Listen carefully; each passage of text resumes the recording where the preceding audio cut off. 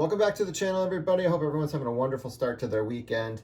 I wanted to do a video to do a couple different things coming up here. I wanted to just also acknowledge just the end of the baseball season, and I think for a lot of us that's kind of a little bit bittersweet just because we get so used to our routines of having a game to look forward to just about every day of the week. You know, if you're not rooting for a specific team, there's always a game to watch. If your favorite team is in the mix, you have a chance to watch them just about every day of the week. So for me, it's always been a kind of an abrupt change to going from watching something that's happening like every day and kind of following it to maybe switching over to basketball or even football, which football is once a week for the Bears and the Bulls play a couple times a week. But right now they recently got a new sports network here in Chicago. They ended the agreement with the one they were on for many years, and I don't have it currently through my provider, so I have to kind of just follow the Bulls games on my phone, so I don't even have that at the moment. So, but this is also kind of a time where I think for many of us, we kind of get caught up on life a little bit now. You know, it's a little bit of a slower time for me just in general. I'm also not training for a marathon, which takes a lot of time too. Family and social engagements tend to get not as busy as we go into November, at least for my family, and speed up again as we get closer to the holidays. So just kind of a point of transition, and obviously it's the transition outside to moving from summer well into fall now, and we'll be moving into the winter months. But speaking of the big sports card show that hits in Chicago, they have two shows a year. One is in March, which kind of is really nice because kicking off the start to the baseball season. You know, Series 1 had been out for a month, and they just usually release some other product, usually Heritage, shortly around that time. And it's spring training baseball, so like everybody is excited about their teams, wondering what they're going to do for the year. And then they have one again in November, which is just a week before usually the Thanksgiving holiday here in Chicago, and it's the Chicago Sports Spectacular. I've gone to it over the course of the last couple of years. I haven't missed a show, and one of the things I like to do at the show is actually try and see who's on the autograph list and see if there's anybody I'd like to be able to get in person. As with anything, the prices of autographs have gone up a lot, just even in the last couple of years, but especially for some of the big names for signing their rookie cards, it's kind of gotten really nuts. So I try to find ones that are kind of more in my price range, and I want to just kind of share with you, I don't really collect a lot of autographs, but I want to share with you some of the autographs that I have in my collection at this point, because I haven't really done that before. So let's go for a ride. In no particular order, I'm going to start with ones that are graded first, and then I'm going to move on to ones that are not. Some of these are ones I got in person, some of these are certified pack autos, so it's going to be a mix of things. All right, it's going to start with the first one. These are going to start with the oversized cards. We're going to start with cards from the 64 Giant set. Here's the first one we got. This is Al Kaline. This is done in pen. So this one I don't really expose much to light, so I will probably put this back in the box just because it's faded a lot already, and I don't want it to fade any further. It's already certified, but you know, once it kind of fades away, you can't really read it at all. Another one I've shown on the channel before, we got Jim Bunning. And one of the more ones I got recently from this set, I'll put it right in the middle here, and then we'll take them down, is Brooks Robinson. Actually, this one doesn't really fit on the holder all that well, so move those guys out of the way for now. And I can show you the Brooks Robinson a little bit better by probably putting it in the back here. I actually have several Brooks Robinson autographs, but it's the only one I have on a card. And it's on the 64 Giant set, which really does present well for autographs. Although most of the guys, Hall of Famers left from that set, there's not too many left. There's like Marichal and Williams, the first couple names that come to mind. I'm trying to think of other ones, but Tony Oliva, the names that you can get autographs for in that set are getting smaller and smaller. All right, not all these guys are Hall of Famers. Some of these guys are Chicago guys. Billy Pierce, this is on his 51 Bowman rookie card. Also one that I'm worried about fading a little bit. It was done in a part marker that you'd probably want it to be done on a Sharpie, but it looks like it's still kind of fading a little bit. But anyway, so that's the one I probably won't display too often just for those reasons alone. Here we got a couple pack pulled autos, not by me, but one's influenced by the 48 Bowman set. I've shown these before. We got Bob Feller. And we got Warren Spahn from the same set. think they present really well. Oddly enough, I submitted these for grading and I got the exact same score, which is good because they both got a score on the autograph, but that's it. We got George Kell, 56 tops. He wrote Hall of Fame 83 on there, which I think is kind of a nice little addition on that card. Here's in the White Sox uniform. Got another Billy Pierce. This one's in ballpoint pen. It's the first one I bought. Probably got it for like 15 bucks in the old SGC holder when they authenticated autographs. That one's really hard to see on there. Unless you kind of hold it really close up, you can kind of see a little bit of a ballpoint pen on there. Up to the side, we got, it's a reprint card, but it's of Charlie Gehringer. I won that one this year. Nice little signature on that. Here's a pack pulled one, not by me, but got Jim Thome, 2008 with the White Sox. That one actually looks really nice in person. It probably doesn't show up too well in this lighting, just because it's dark color on dark color, so it doesn't present so well. So it actually looks a little bit better actually with more lighting exposed to it. Maybe you can get a little bit better there. You can kind of see a little bit of blue ink on top of it. We got Luke Appling, cut signature, also from Upper Deck. Submitted those myself. Neither of them got a score on there. Like both cards graded out as 8s, which is nice. And Thome's not a super expensive autograph. That one's numbered out of 50, and the Appling is out of 92. Here we got Gehringer again. This one's actually a little bit better as far as the ink on there. Got Al Lopez, Hall of Fame manager. And also player, a contemporary of Gehringer. And he played. Off to the side. These are two from the same set. Manny Minoso. Got a signature on there. That one's kind of hard to see because it's dark blue and it has a dark blue background. Even though this is dark blue too, it kind of pops a little bit because it's written on his uniform a little bit better, and that's Stan Musial. That's my Stan Musial autograph. So it's from the same set. Two Hall of Famers right there. A couple White Sox here. Tom Seaver.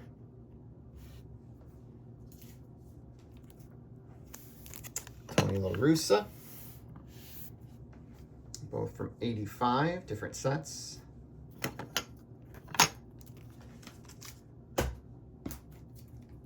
Pete Rose. Showed that one not too long ago. Whitey Herzog, Hall of Fame manager. That one, bucket holders don't seem to hold in that one so well, so we will not try and put it in there.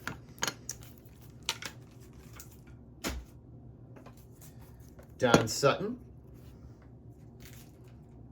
Frank Thomas. Rookie card. I could probably move that over here. Might present a little bit better. You can see a little bit better on there. Dark blue, and he's writing on dark blue, so it kind of doesn't pop so well. But it's autographed.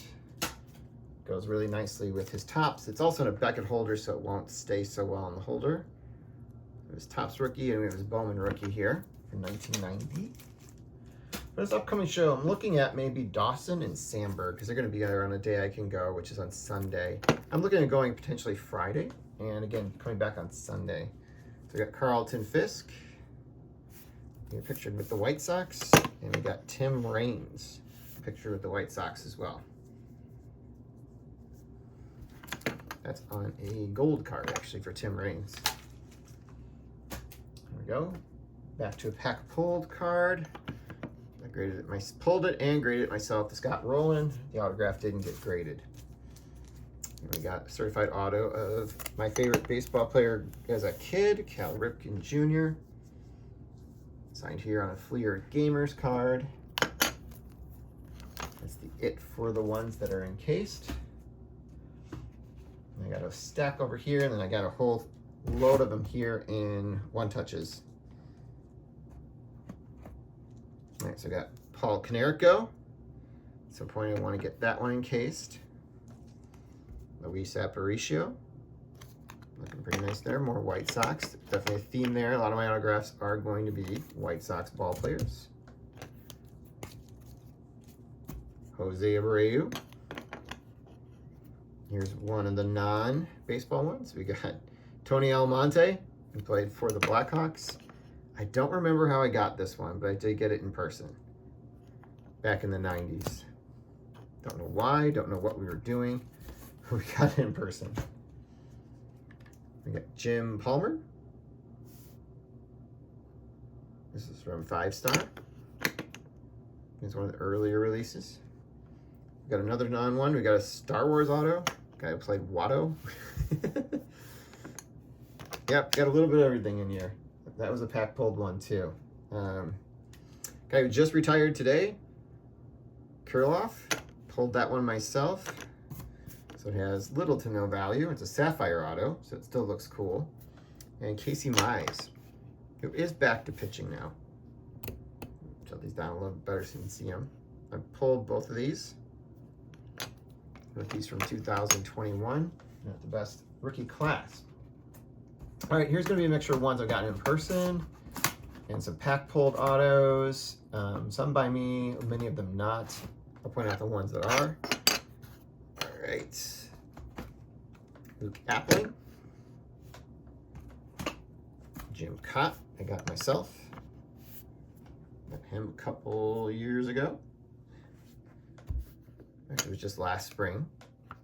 Jim Cott's autograph.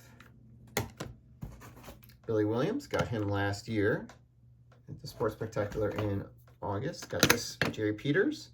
Got this one at the National, I think in 2019. Got myself. Earlier this year in the Spring National, got Raleigh Fingers. In the fall one, I got Craig Morton. One of the free autograph days. So I had to find a card of him to have signed that day, and it was a free one I got at the door. That's a nice part if you go on Friday. Sometimes you get one of these free autos, but it's for one of the guys that are signing that day, and you don't know who it is, and hopefully you have a card for him. So I had to scramble and find one. Dave Parker, got that one in the spring. Here's Ozzie Smith, got this one at one of the Nationals. I think it was 2021, I think, or maybe 2019. I can't remember which one I got. It was 2019, I think I got the Ozzie Smith signed. Here's Vaz on a Cardinal card. Got a bunch of Steve Carltons coming up. One for 84 set. You got 2 of them right there. It's a highlight card, and then his All-Star. Oops, knocking them down here and here. A couple more from 84. We got George Brett. Steve Carlton again. Get these out of the way. So I can knock them over. These 2 guys. We got a couple more Steve Carltons. We got 86. 86 league leaders. I think that one looks pretty cool. Not really that significant of a card, but signed autograph. It does kind of pop on there with the white background. And here's a pack pulled. Got this one 2 summers ago. Got Wilbur Wood in 2001. I think this is 2002 archives, if I'm not mistaken, of Dwight Wilhelm signed. Bought that one off of Mike, baseball collector, when he was selling some of his autographs.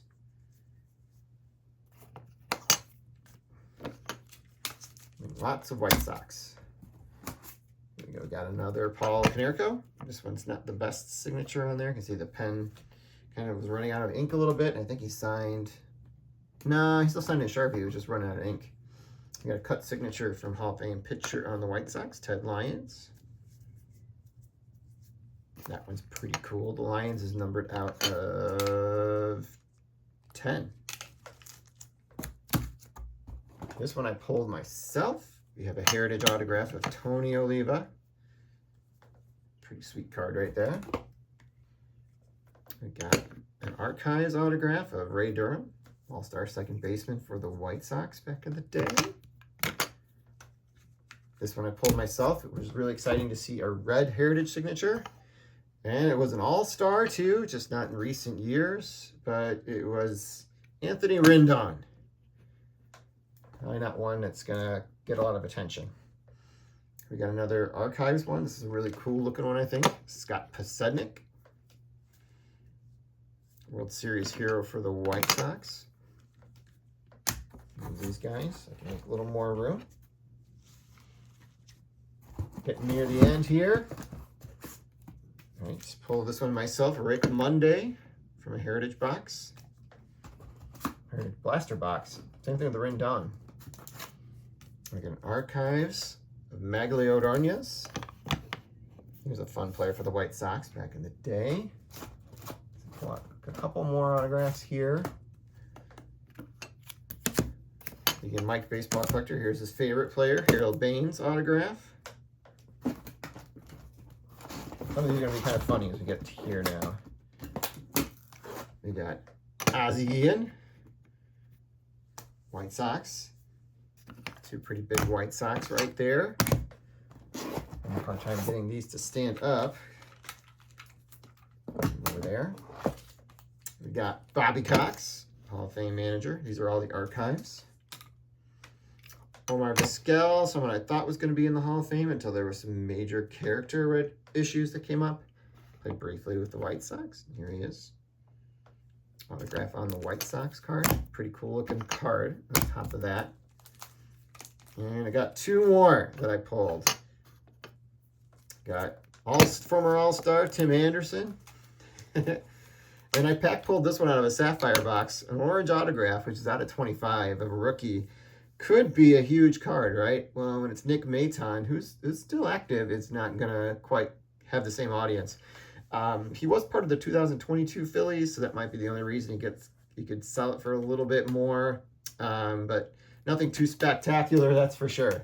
Well, that's it. So I hope you guys kind of enjoyed this. Again, this is the end of my autographs. It's not a big part of my collection whatsoever. I know it is a huge part for other people's, but I just thought I'd share it. Have a great rest of your weekend, and I'll be back soon. I think I'm going to do another sports spectacular related video. I think I'm going to do like my top 10 or top 5 purchases I've ever done at the show. And I'm going to try and put that together probably before the show, probably starting with next weekend. All right, have a great rest of your weekend, and I'll talk to you soon.